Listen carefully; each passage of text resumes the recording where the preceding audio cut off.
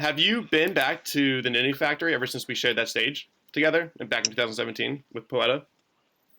Yeah, I think we have. I think I'm so bad when it comes to shows, like Me even too. in our backyard, which, Brooklyn, and I'm in Jersey. So yeah, I'm just so bad when it comes to like remembering when and where I played. But yeah, I think we might have hit it on the early November tour, I think. That was the last time you guys were in that area, per se. Yeah, but yeah, I think so. Yeah. How long Yeah, do you yeah. guys usually go out for tours? Like some bands do a couple months. I'm mostly a weekender kind of guy. Do you guys Yeah. kind of stretch it out for a couple months and then come home for a month off and then go back out? Like how do you guys decide that? Yeah, weekend tours are nice because we don't have to commit a whole bunch, but the last couple tours we did were like a month and a half. Actually, no, in between. So our last tour was like a month and a half. Before that was like a week and a half, and then before that was like another month and a half. So I think like that's the longest stretch we've done so far is like a month and a half.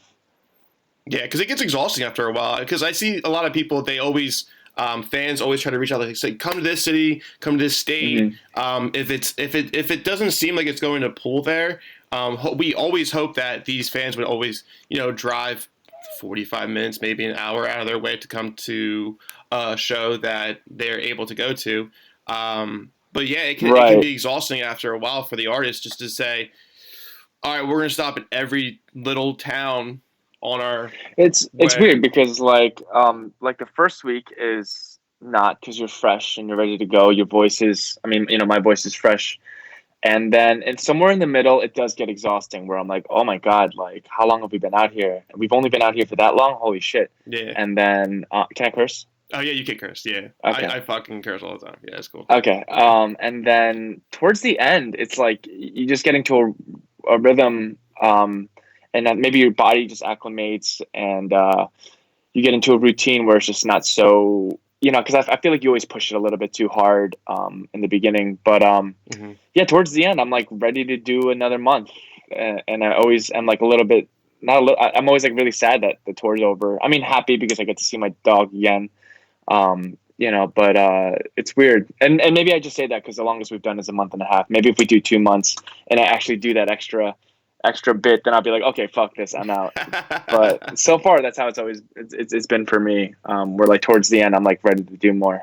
You've also like done a lot of festivals like South by So What and such. Like, do you think that's more of a better audience for OWEL in itself to perform these big festivals with a bunch of big names on it, back to back, or do you feel like Yeah. the more intimate setting with touring kind of helps out better? Like, Um. Yeah. No. South by Southwest is cool. There was definitely people that were there that like heard of us, maybe heard a song, but like, and we're there because of other bands, but they heard like a song or two off of Spotify Discovery Weekly, mhm. and so like let's go check out that band, and then that's a great way to make fans, by associating with those bigger bands. But for the most part, like South by Southwest feels not like a festival. It feels like just a busy night in Brooklyn with all these different venues and everyone's, like it's all sort of separated by venues um and I feel very little association with whoever's headlining South by Southwest, For sure. that year because, it's not like you're sharing the same stage, the same venue. But yeah, I mean, but I've definitely had positive experience, and it's also just a blast to be there because I mean, there's a reason why people flock there, right? Like it's Hmm. it's it's an amazing environment. Hmm. Yeah, the community's built under that lineup in itself, and it's one long day full of just a bunch of prominent acts, which I think is just great. And Yeah, you see or that, multiple days. Yeah. yeah, and you see it happening more and more often. The East Coast for Philadelphia has just been we have a bunch of festivals for each like genre in itself, and I'm glad that it's able to put those bands into a bigger spotlight, especially the smaller bands. I've seen bands like local bands that would play at Self Help Fest, the Day to Remember started, and they get on the bill and they play for like 15, 20 minutes, and that's a huge recognition for them. They get a lot of engagement from it. So I feel like it's Yeah. instead of trying to hop on a whole tour with said headlining act and such. Yeah. Did you guys have any plans to tour before this whole unfortunate pandemic Lu- happened? no, luckily no. and yeah, I mean, I have friends that literally got pulled from the road. They were on tour when this whole thing happened, and so for us, we were lucky that we just had a lot of this time to write new music, and prepare for that. But yeah. That's a shame. What have you been doing during this time? I mean, me personally, I've just been behind my drum set along with talking to people related, in my industry like you and a bunch of other friends that I have and such. So have you just been writing and maybe binge watching anything? Definitely lots of writing, lots of, well, we're like doing these like covers every week because we kind of want to give people like, a nice nostalgic trip down memory lane with some of these, and it just seems like a fun thing to do, and everyone's sort of more available to do these with me. So, but yeah, so that's been keeping me busy. Definitely binge watching. Like there's just too much fucking good TV right now. Like Tiger King. Like there's, yeah. I feel dirty when I watch Tiger King. I almost feel like the way I felt when Jersey Shore first came out, where I was like, this is trash. Like, what is this? And then I watched 5 minutes and I'm like, what? I gotta watch the whole thing now, and I feel dirty for it. I'm like, I shouldn't love this, but it's a guilty pleasure. It's a guilty pleasure. The only reason why they hooked me is because I knew the show was pretty fucking ridiculous in the beginning, and you could know they had screenplay during some of those shows. But when Snooki got punched in the face, I was like, that kind of grabbed my attention. I'm like, oh shit, that's real. And then I watched like a couple other episodes, and I was like, all right, I'm done with this show or whatever. Yeah. It's cool. You're not cool if you're not watching Tiger King. Apparently, I don't know. That's that's the thing. Yeah. You know who I mean, it's funny because like literally everyone, you could root for no one on that show because everyone is despicable in their own little way. But that girl, well, I think he's trans. So that guy with the arm, missing, right? Mm-hmm. Like he was like my favorite character. I mean, like the only one that was like, kind of awesome, right? Got his arm bit off and then like went back to work like I think like a week later or like days later to like take care of the tigers, so like I don't know, it was like the one person I was like, okay, like that person's really cool, but everyone else is just like the worst. They're despicable in the fact that they're doing it for their own narcissistic values. Like it's not anything and the profit behind it and such, but I like that dude a lot because he said that this is my risk of the job. It's not my fault. It's not it's my fault. It's not the tiger's fault. And I love seeing people like that because if you're going to put yourself in a wild situation, there are risks and consequences. Yeah, that dude is awesome. I mean, I don't think I would be so heroic. And like I bet like maybe even what's his name, Joe Exotic. I bet maybe he had like good intentions, like from the start, like in the beginning. I bet he loves tigers, and then that sort of got shadowed by his love of fame and attention, but. High Grave Gaming said Meth Jesus was pretty all right. Meth Jesus was pretty all right. I'm pretty sure they were all smoking meth. Yeah. That was just a wild show. It's crazy. Yeah, so I mean, I've just been personally just drumming and doing the podcast and such. You recently released your third album from Equal Vision Records. You have this one was actually released independent. Oh, Paris was released independent. Yeah. My apologies. Audio Pilot was released by Equal Vision. Oh, Audio Pilot, the live sessions. Yeah. So we did Dear Me and Audio Pilot and the Audio Pilot sessions with Equal Vision, and then we released Paris on our own. We were there for a little bit with Rob Freeman. We did a couple singles with him. How did he let you? How was the process there? Because it seemed like you guys got the keys to the kingdom, and he just let you basically work the studio. That is pretty much it. Like he has such an amazing space and great gear, and even the area. Like it was so nice to record, and then when you get frustrated or just burnt out, you walk outside, and it's just beautiful nature.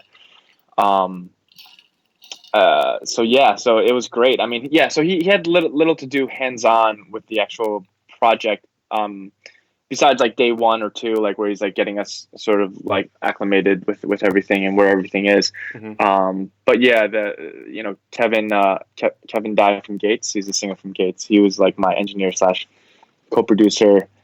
He was much more hands on in that situation. That's pretty cool. Yeah, what was the inspiration behind that? Because I mean, that's something you don't see a lot of. I mean, I just had this talk recently with a friend of mine, Sergio from Nova Charisma Royal Coda last week, and they did a single.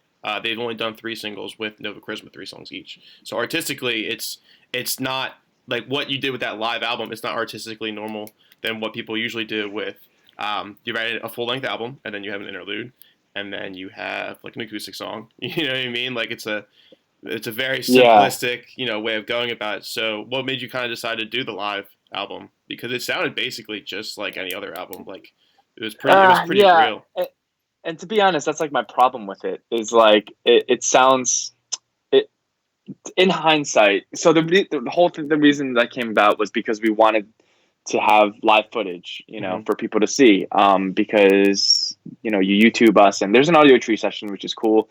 But then beyond that, it's like iPhones, and so none of the newer songs like were like sort of represented in a live way. So we thought, okay, we'll rent out Audio Pilot, and they do this thing where they take the video for you, and they take the sound for you, and yeah, for that one, Rob was very hands on. He was there to engineer and mix. Um, but yeah, there was almost kind of no need because it was done in the same space as Dear Me Hmm. was recorded. So, and there's like no audience, to like where it feels like you feel that energy of the live Hmm. atmosphere. All eyes are on you, kind of thing. Yeah. Yeah, yeah. And then so the only way we could justify to Ecovision to fund us doing these like series of videos was like, okay, well, we'll make a record out of it, and then this way they could maybe get something from Spotify plays and record sales. Yeah, for sure. Because when I saw you guys live when we played together, I mean, you basically captivated that room. Everybody was basically in awe because it has this ambient Awesome. alternative music sound, and you have it completely composed to have keys, horns, a violinist. What's Mhm. the inspiration behind that? Not a lot of people really try to put those kinds of instruments in their music. They just stick with the core basis of Yeah. it. Did that come from your Yeah, I don't education? know. From the inspiration, like learning Uh, all that?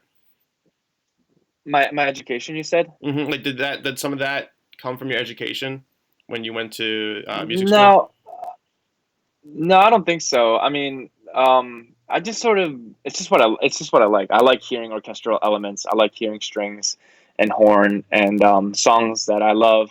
Especially like older like like doo-wop songs or like older like Nat King Cole or like Etta James. They have these like string arrangements that are just so lush and beautiful and yeah, so I mean that's basically there's not a whole lot of thought that goes into the music that we make except just like what do I want to hear. Hmm. um and I think that's the sort of the general rule of thumb for us, is to just make music that we would just like to hear. Do you start with a melody first, like through the writing process? No, but that's an interesting question because I think you get different outcomes that way. Hmm. And I've been playing with that because I find myself repeating myself with, you do the same process, you might get the same outcome. So usually I sit with a guitar and I work out the chord progression and sort of hum a melody, and those two things sort of coincide. But I've been playing with just writing a melody and then writing chords around it because I think you might get more interesting results that way. Hmm. But so that's something newer. But yeah, for the most part, with everything that we've released prior, it's usually been like chord progression first and the melody like very soon after. Yeah, because I remember, well, not, I just, when I would write with, musicians that I want to play with, we usually start with a chorus, try to find something catchy that is immediately like going to bring out the song in general. Then we kind of write around that. Or sometimes, like you said, we Right. would write the melodies first and then we'd be repeating ourselves like, why is this all, coming around the same, mountain kind of Yeah, yeah. bullshit. And it was fucking hard. Now we're just like, we're doing this new approach where we will have our guitar player write out and structure a whole song, and then we'll dissect it a little bit to see if we want to change some things. And then I don't know, just trying to do new approaches stuff. But that's interesting because like you're right, the melody does like become repetitive after a while. And yeah, well, not even, and well, there's that, but then there's also just just having the same process results in same outcomes, right? And so so like I have these tendencies on guitar. I have these tendencies of like certain shapes and certain chords, and I just want to break out of that because who wants to repeat themselves, you know? So so instead of like leaning on that, like, you know, let's try something new. So melody first. Yeah, you'd rather evolve or just music, you'd rather evolve music, or just like pick a different instrument, you know, like we have a song called Pale Soft Light, where I wrote that on a ukulele while drinking at my friend's house, just like totally just us hanging out, and he had a little ukulele, and I started playing these chords that I wouldn't normally play on guitar because I don't know, it was an unfamiliar instrument, which led to an unfamiliar thing, and like that's what excites me. And maybe if someone else hears it, it's not unfamiliar to them, so maybe it won't be as exciting. But as long as it feels new to me, where like I surprise myself, then I'm like, okay, cool. Like I'm excited about this.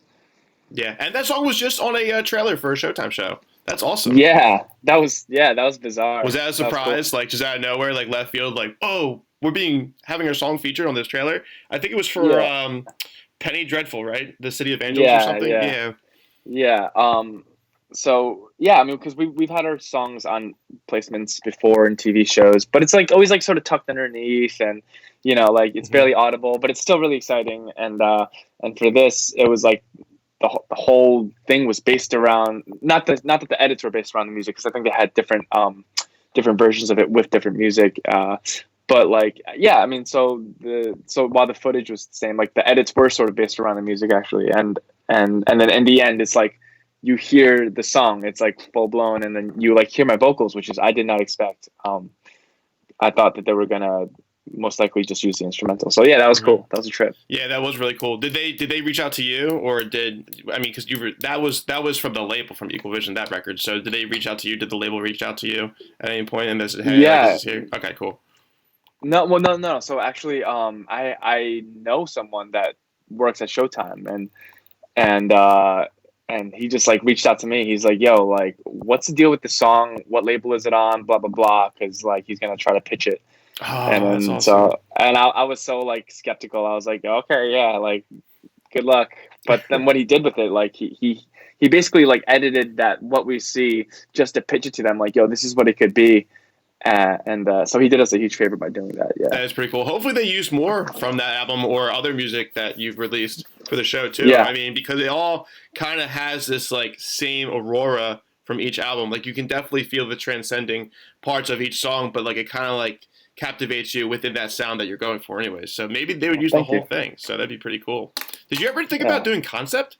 Because I feel like your kind of music would definitely like really reach for a concept album. I think that'd be pretty cool. I don't know. I'm just asking personally. Yeah. Concept records. The idea of doing a record based around a concept, it's like limiting, right? Because you're limiting the songs to sort of fit in this box of what you think of what you think the concept is, right? And my approach has always just been just write the best songs that I possibly could. Who cares what direction it goes in? Who cares what instrumentation it is? Just, you know, make stuff that I want to hear. So I've always kind of shied away from doing the concept thing, but I'm realizing now with this quarantine thing, you know, we're making music with huge limitations. You know, there's no studio. We're just doing this in our bedrooms, and I'm in a weird way, And in a weird way, I'm like, it's very inspiring. And so I think it was Bach that said this, but like limitations can be liberating or something to that extent, to where like, something about being in this box and being like, okay, these are your limits. Let's see what we could do within that can be inspiring. So I don't know. I guess I can't rule out anything, you know? I was just always a fan of them. So that was just me personally. You kind of have that.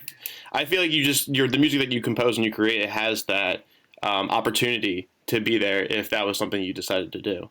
Um, Huh. like Pink Floyd's, they were a little concept for a while. I mean, their albums like The Wall, Dark Side of the Moon, that's all Yeah. concept. Coheed's done a lot of concept stuff. Right. Right. You know what I mean? Speaking of, so when we played that show with you guys, I chilled with Seamus at the bar for a minute. Like, he's a cool dude. Uh-huh. Like, we Oh, he's had the a great best. conversation. Yeah, he's like, "You want a beer?" It's like, yeah. He's like, "Oh, great show, blah blah blah." Like, we just were talking and stuff. And you guys almost actually got you almost made a decision on signing with Evil Inc. Records, but you guys didn't choose to do so. For Yeah. bands who are in like a particular spot like that, for choosing a label, like if you have that privilege of doing so, which you guys did with Equal Vision as well, what kind of made you, not without specific detail, but what made you guys pick one label over the other, just to like give experience to somebody who might ever have that opportunity? Yeah. So yeah, that's tough because there's the pros and cons of that label. Uh, the pros were, it's not a big label, so I feel like we would have gotten more attention, which is great. Mm-hmm. Sort of the bigger fish in a smaller pond, I suppose. Mm-hmm. And but at the end of the day, I don't know shit. So I'm just like whatever. When it comes to like music, I'm so like anal, and I'm so like, no, it has to be this way, and I'm probably insufferable. But when it comes to business, and this is a total flaw, I'm like, I don't know. You guys decide, like whatever you think, and um, so yeah, that's kind of that was kind of like where I stood on that. I mean, Yeah, I don't know. I mean, he just told signing me with about it, so it was like interesting. yeah, signing with Evil Link would have been sweet because I think one of the clauses was we would do like a small tour with Coheed, which would have been insane. Mm-hmm. But yeah, at the end of the day, Or like Thank You Scientist or something, or somewhere in that realm. yeah, we've played with those guys a couple times. Those guys are sick musicians. They are Just, like, they are really good. bananas. It's hard Yeah. to find really good bands like that anymore that kind of like stray from, I wouldn't say cookie cutter, but from one Uh-huh. genre specifically. Like pop punk in general. Like there's just so many pop punk bands out there. So I'm That just gonna take from. close this door. No, you're good. There's like a bunch of pop punk bands that take on from, I don't know, like let's say like an underground band wants to be just like Neck Deep. They will be Neck Yeah. Deep. People don't try, like they'll take in what they write and kind of like it's like Yeah. that. It's like that one meme where it's like, can I copy your homework? But I'll change it up a little bit, and Hmm. you don't really change it that much. But no, it's cool Yeah. when bands are I mean, and I've different. definitely been in bands like that, especially when you're younger. I feel like that's just what you do. You emulate your heroes. Mm-hmm. You haven't found yourself yet, so you sort of make what you think is cool, and what you think is cool is your heroes. But yeah, I mean, I think over time it's just like inevitable to sort of look at yourself and be like, okay, what the hell are you? Are you just like the Hoobastank to an Incubus, or Mm. are you like you? And so yeah, Mm-hmm. that sort of thing is forgivable, I think, at a certain stage in one musician's life. Are those like two of the bands that you were highly influenced as a kid, like Incubus and Hoobastank? Oh no, I'm saying like Just in I've general. always viewed Hoobastank as like an Incubus Oh. sort of like knockoff. You know what I mean? Like Yeah, I feel you. Yeah. the B movie version of Incubus, and so yeah, No, there's a lot of comparison to that. Absolutely. yeah. Absolutely. Who did you look up to though when musically? Because I'm sure that once you heard that one song by that one artist or something, it just probably thrived you.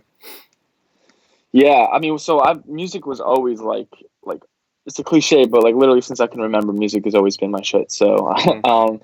like we just released like a Boyz II Men cover, and that wasn't. Yeah, We so wanted to do something that was sort of out of left field, but I didn't want it to just be ironic or for the sake of laughs. Like Boyz II Men was straight up my favorite musical group, my first favorite musical group ever. Like as like an 8-year-old. I was like howling, "I'll make love to you." My mom's like, "You don't even know what that means," but it was like it was like my jam, like, and so yeah, so like early like R&B early on, and then like I discovered like I had an older brother, which is awesome, who would be like, he would sort of guide me a little bit, just show me stuff, and I'd be like, that sucks, or like, holy shit, that changed my life. And like Smashing Pumpkins was one of those bands where I was like, oh shit, like, okay, I'm really into this now. And then I got really into Deftones, and then I would say like the most like life-changing band for me was like Sigur Rós and Radiohead maybe, but Okay. Sigur Rós beforehand, I was kind of late to the Radiohead party, but Sigur Rós I heard, and like I had like a physical reaction. I was like, yeah, like it was like a drug. It was crazy. Yeah, it's like one of those things that I can never find a single artist that I would never take inspiration from due to the fact that they just kind of like uplift me in certain ways. Like I just recently listened to even some hip hop stuff. I'm trying to think.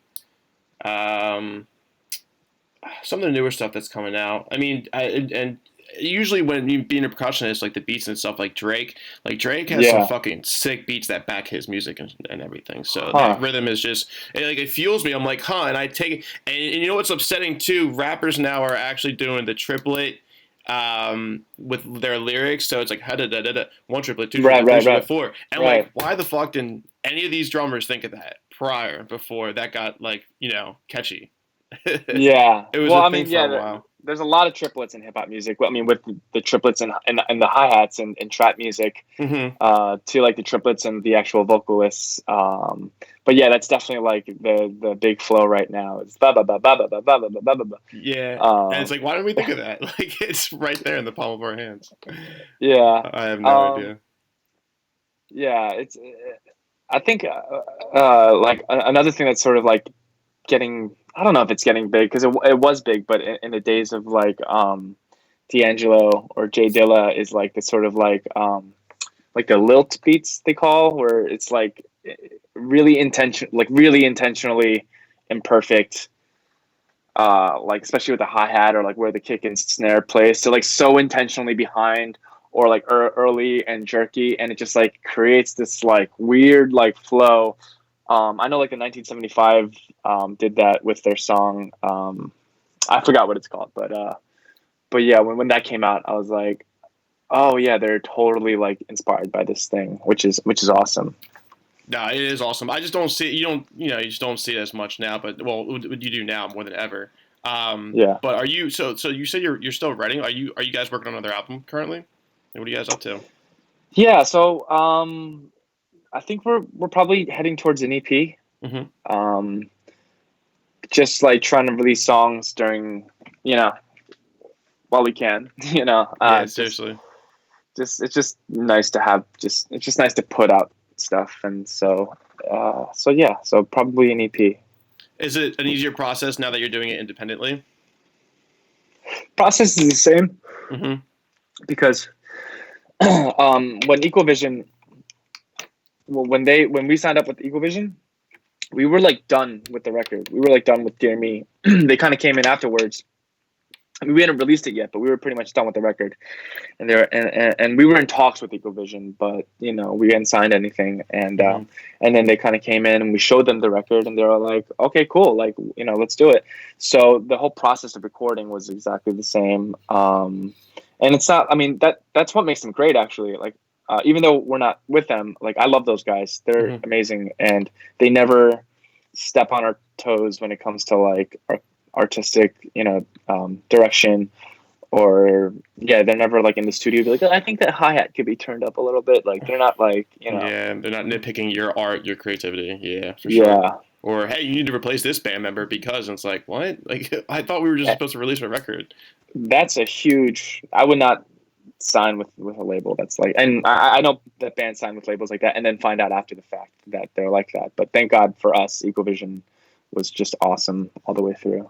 Yeah, I don't think they would be like that. I would assume labels would be very upfront when it comes to anything that they want to work around with the band Hmm. itself. Like if they want to put their hands in the pot, then it's basically Right. like, yeah, you got to let me know right now, or else, it Yeah, becomes it and becomes a also problem like, later down the road. yeah, and what kind of band are you? Like, if you're like, and there's nothing wrong with pop. I love pop. Pop is Hmm. great. But if you're Me like too. a pop band, then you sort of have the potential to be, you know, a big money maker, right? Mm-hmm. So bands like that, maybe you should be a little bit more wary about like all these like suits coming in, because they know what you're supposed to be, right? Mm-hmm. Mm-hmm. And so they want to make you that thing. Where like a band like us, you know, a band like, you know, like Thank You Scientists, I don't think any suits coming in to be like, you know, no, it needs to be like this or it needs to be like that, because it's like, do you even know like what we sound like? Because we're clearly not that. Like, you just picked the wrong band for that. Yeah, it's, and then it's like they just start pushing your music out into like a Zoomies or a Pac Sun, and it's like, wait, what? Like, what? Yeah. Why are we? Wait, we're being forced to sound something. Be forced to be forced to make sound like we're supposed to be in that store. Like, no, that's not Right, cool. right. Yeah, no. Right. It's funny because if you asked like 12-year-old me, I would have been like, I would love to be like in the Same. background in a Pac Sun, like, you know, like. But it's just as you get older, your sort of your motives for these things change. You know, like I think when I was younger, I legitimately just wanted to be a rock star and like, and just like you know, like I want to play Warped Tour and like I would love nothing more. But then you get older and you're like, nah, let's try to like create something cool. You know, like it's more about the process. Yeah, it is more about the process. Like, that's funny too, because like I remember 16, 15-year-old me walking around Hollister, and that's where I heard Dear Maria from All Time Low, and I was like, whoa, what the, this is some upbeat shit. So like, you know, those tunes like stick with your head throughout the years and everything. I don't know. Yeah. And you guys, I mean, you guys never played Warped Tour. I'm surprised that you guys didn't want to go through with that. Huh, I guess not. I guess we have not. Yeah, no. Yeah, I don't know. It didn't it never really seemed like the thing to do. Yeah, I don't know. I mean, it's not for everybody, you know what I mean? But like, it was just one of those things that like there's been so many bands that have been on Warped Tour. I think you've played Warped Tour just like as a one-off show. I'm probably wrong, right? Yeah, this goes back to my terrible memory with shows. I mean, I remember playing Warped Tour, but like in like earlier bands. But I'm trying to think if we ever played Warped Tour. I don't know. I don't think so. But yeah, but again, it's and especially now, what Warped Tour is now. Like I went a couple years ago, and I was just like, it was just so different than like what I remembered. And it's because I'm an old man now, so there's that. But then there's also like it did actually like really fucking change. Like, man, I remember one of the bands, and this is one out of like three bands out, two maybe, that I was excited to see at that Warped Tour, and I only went because our manager Mike, you know, had an extra ticket, and he's like, yeah, just go with me. So one of the bands I was really excited to see was Every Time I Die, and it was just such a bummer to like see how the demographic changed, because like the last time previous I was at Warped Tour, Every Time My Dad was there, and they had this huge crowd, this huge stage, and they fucking killed it.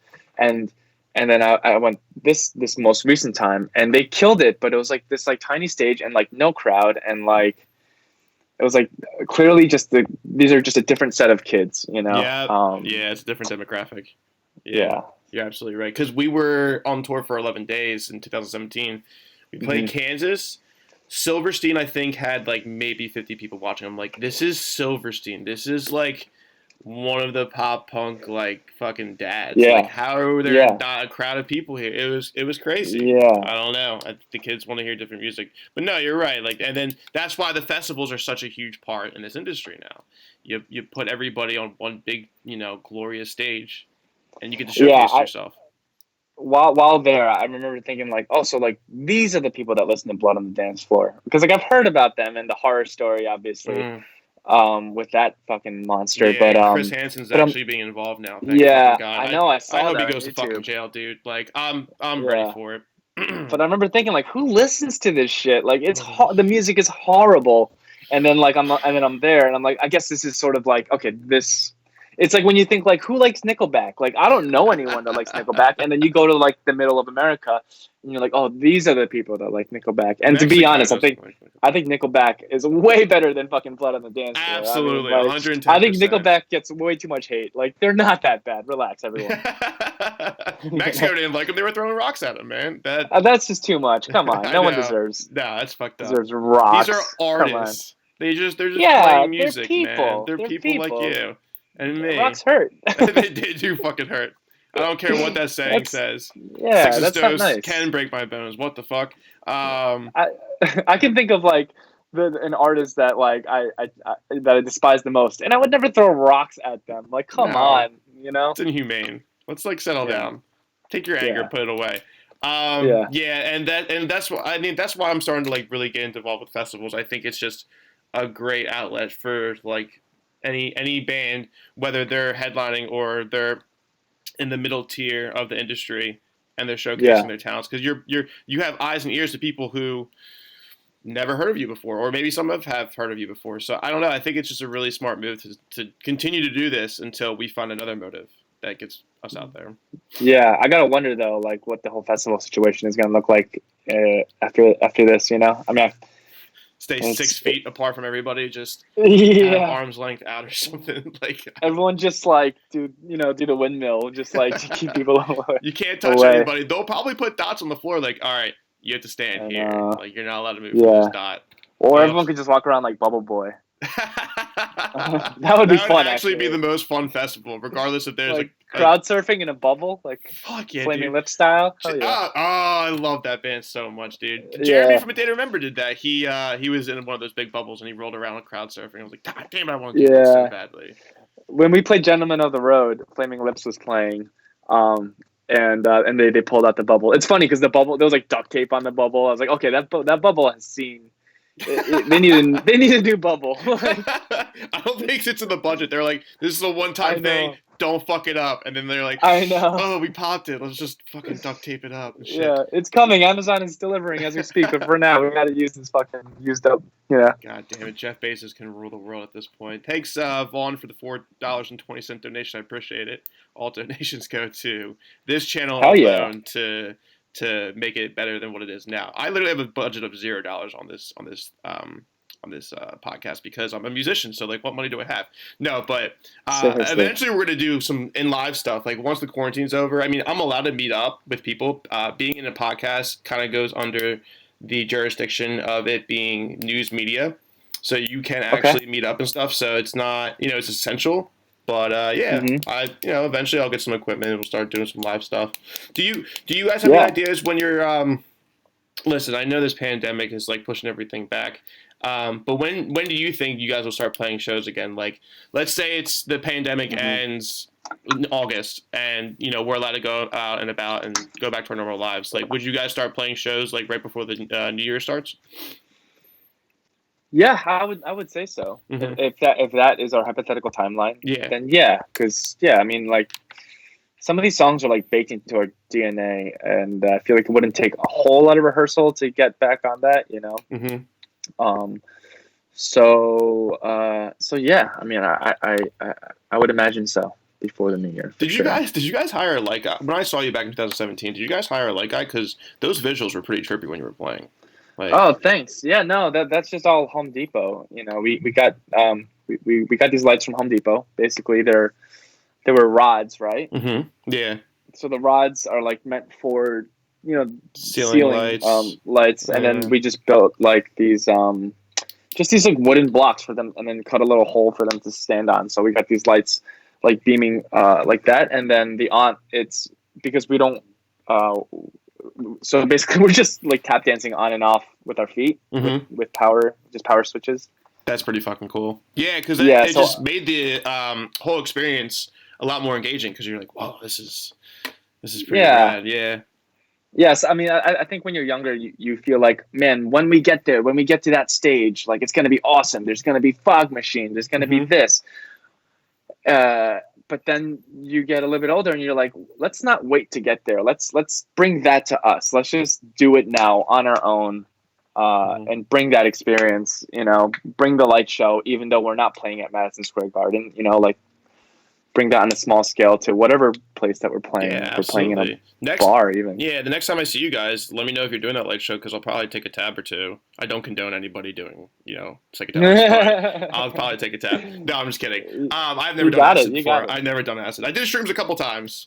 Shrooms is more enjoyable. I would stick with. Yeah, it's natural. That's how I look at it as.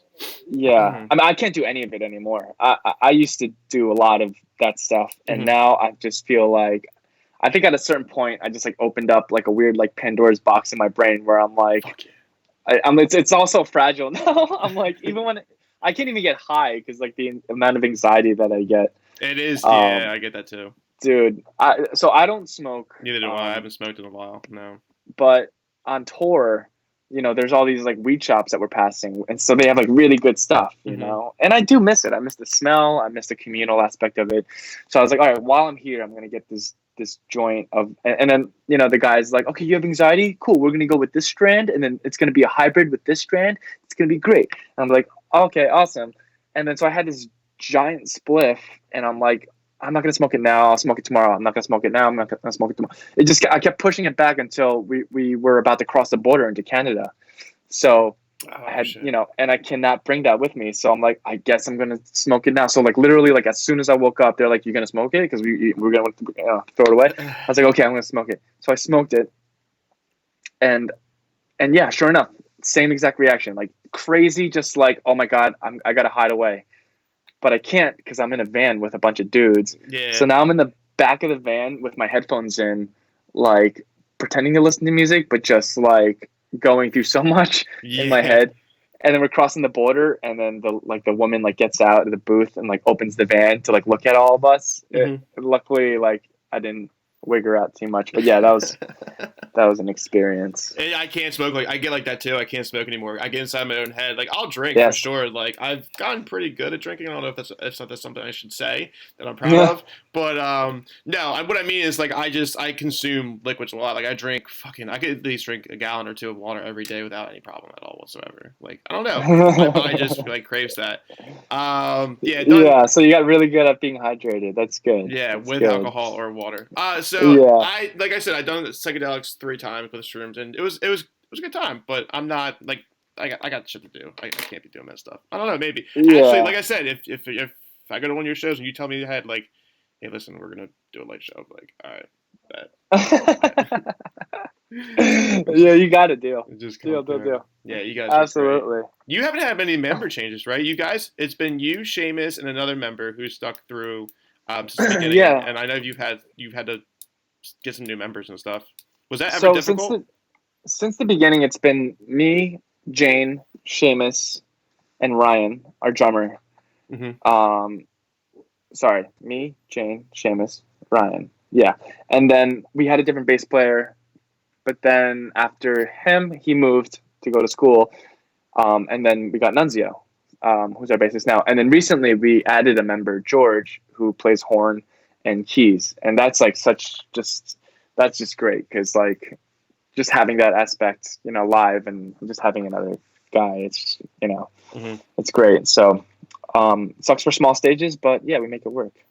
Yeah, I'm sure you guys are like shoulder to shoulder, like throughout the entire show. Sometimes, Yeah, yeah, but it sounds great though. That's basically what what the whole idea is to make you guys sound great live. So, I mean, yeah. um, Thanks. who were some of the bigger bands that you enjoyed touring with? That whether you were co-headlining or Yeah, headlining with. I mean the bigger bands that we've toured with. I mean we've played shows with like bigger bands, but that we've toured with, probably like I can think of like a lot like Birds and the Early November, right? Mm-hmm. And Have Mercy, because yeah, and they're all awesome. I mean, yeah, love those dudes. But yeah, I mean, and musically, always something to pick up, always something to learn, Mm-hmm. always something to be in awe of. But yeah, those are probably the bigger bands that we've like done actual tours with. There's a band that we toured with called The Soil and the Sun. Mm-hmm.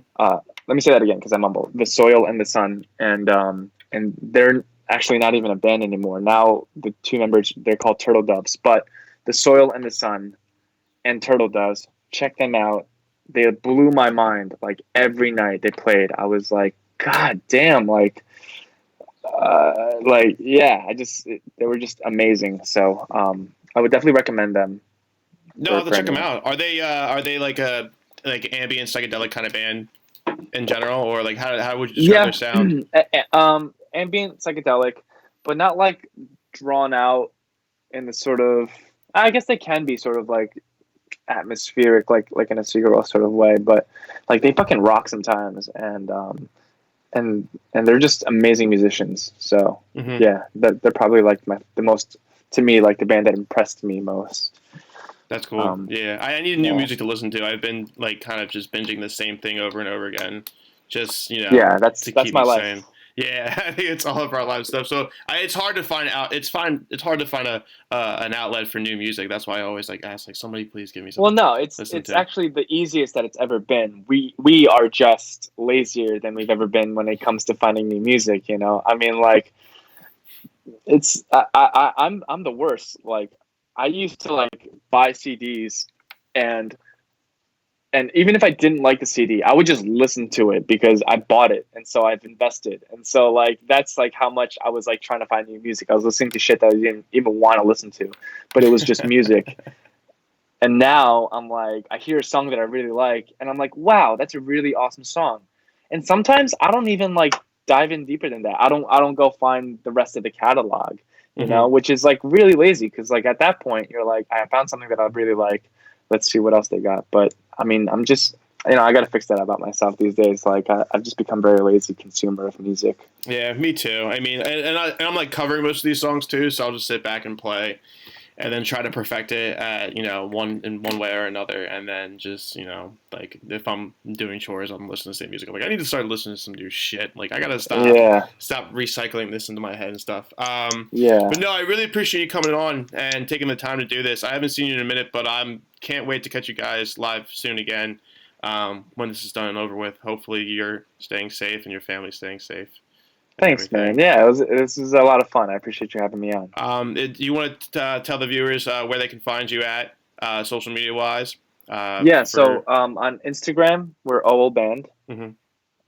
Uh, on Twitter we're OWEL Band, I think, You are, yeah, and on Facebook we are OWEL Band. I don't know. official. OWEL, OWEL. Find us because yeah, What we'll be about your friends personal? forever. You post some really rad playthroughs on your personal Instagram and stuff. Oh, thanks. Yeah. So my personal is Sakong. That's my name. JAYSAKONG. And yeah, that's yeah. That's about it. Cool. No, I really appreciate you coming on, man. Thanks to everybody who's viewing. If you're interested in staying till 6 o'clock, you'll get a notification. I'll be talking with James from Harm's Way. If you haven't seen that video, it's been going around of overdubbing I'm gonna go his check it out right shirtless now. dude. It's pretty funny. I hope he's not too pissed about it, because then that's gonna make me nervous. And I'm not even I'm not even next to him. I'm on the internet with I'm him. sure he's So gonna. I'm sure he's gonna love it. Actually, I like I hope would love so. if I would someone love did that's that. good PR. It's free PR. That is great PR. Hell yeah. Yeah. So all right, brother. I really appreciate it. I'll hope to talk to you soon. Awesome, man. Bye. All right. Take care.